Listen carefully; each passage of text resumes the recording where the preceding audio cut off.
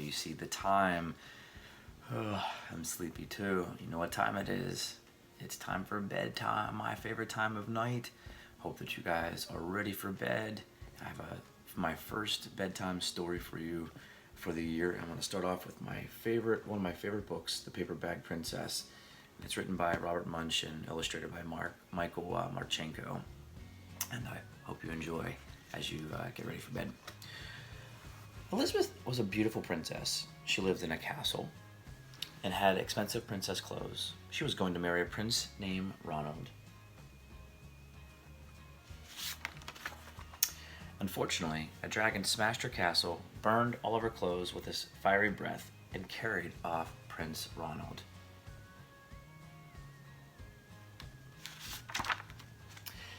Elizabeth decided to chase the dragon and get Ronald back. She looked everywhere for something to wear, but the only thing she could find that was not burnt was a paper bag.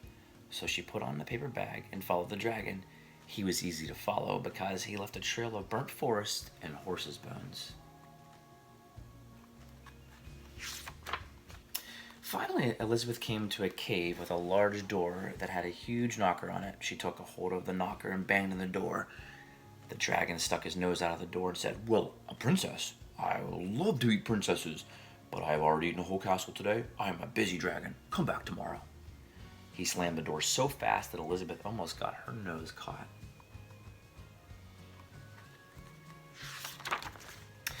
Well, Elizabeth grabbed the knocker and banged on the door again.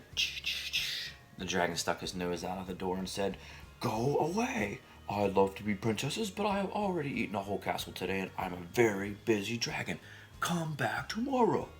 Wait, shouted Elizabeth. Is it true that you're the smartest and fiercest dragon in the whole world?" "Well, yes," said the dragon. Is it true," said Elizabeth, "that you can burn up 10 forests with your fiery breath?" "Oh, yes," said the dragon, and he took a huge deep breath and breathed out so much fire that he burnt up 50 forests. That's a lot of fire. "Fantastic," said Elizabeth, and the dragon took another huge breath and he breathed out so much fire that he burnt up 100 forests.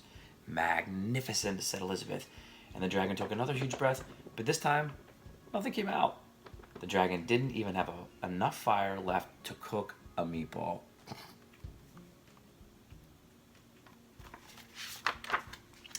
Elizabeth said, "Dragon, is it true that you can fly around the world in just 10 seconds? "Why, yes," said the dragon, and jumped up and he flew all the way around the world in just 10 seconds.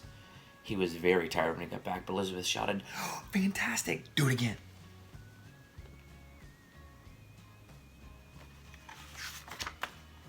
So the dragon jumped up and flew around the whole world in just 20 seconds.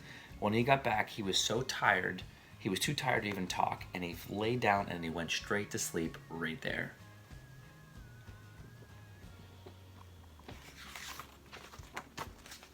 Elizabeth whispered very softly, "Hey, dragon!" The dragon didn't even move at all. She lifted up the dragon's ear and pulled her head right inside, and she shouted as loud as she could, "Hey, dragon!" The dragon was so tired, he didn't even move.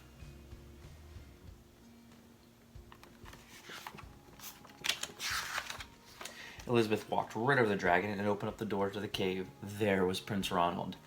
He looked at her and he said, "Elizabeth, you are a mess. You smell like ashes, your hair is all tangled, and you are wearing a dirty old paper bag. Come back when you are dressed like a real princess."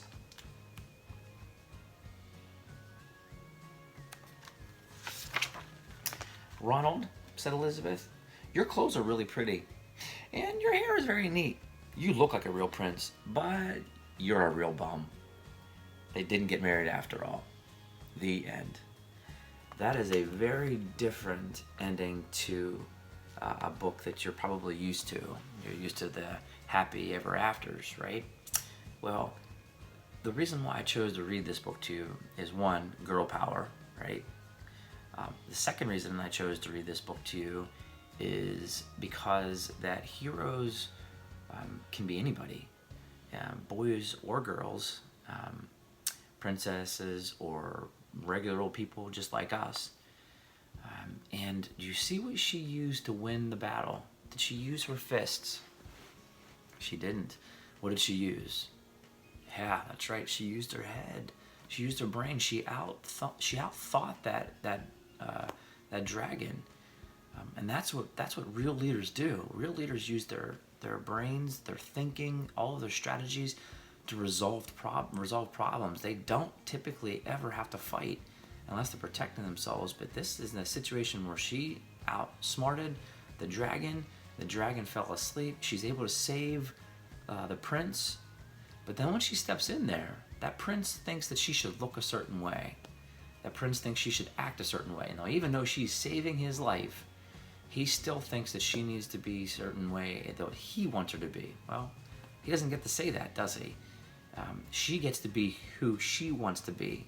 She can be herself, and I think that's a powerful message to every person out there. Be you, right? Don't be somebody that somebody wants you to be.